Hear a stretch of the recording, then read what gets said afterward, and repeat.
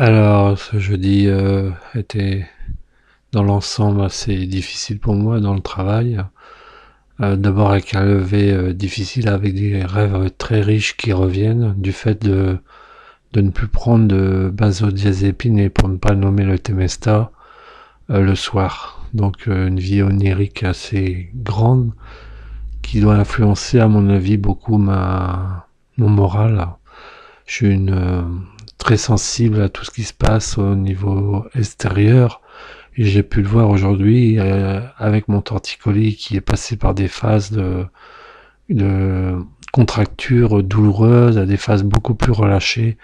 Et c'est là que je mesure combien l'interdépendance par rapport aux autres joue sur le psychisme, parce que c'est quand même une maladie bizarre, une dyskinésie tardive, un torticolis, du rachis cervical. Comme me disait la neurologue, le botox qu'on me donne tous les 3 mois pour le soigner n'agit pas sur les contrariétés.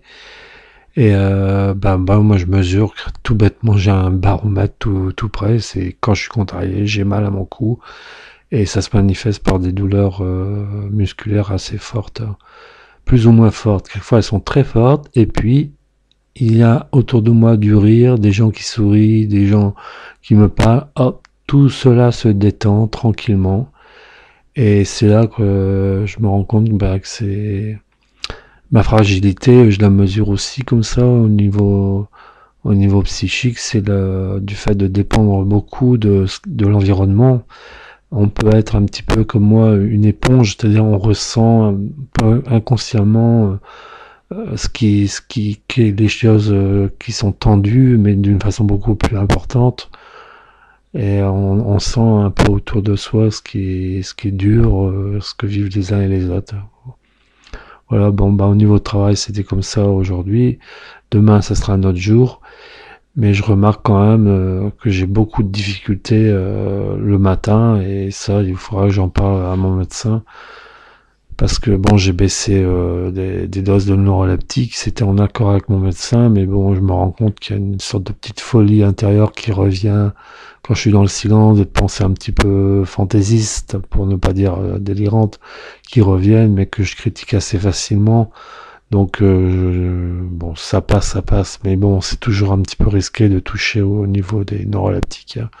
Mais c'est vraiment, je pense que la posologie est vraiment très très importante. C'est vraiment trouver le maximum d'efficacité dans le minimum de ce que l'on minimum au niveau posologie.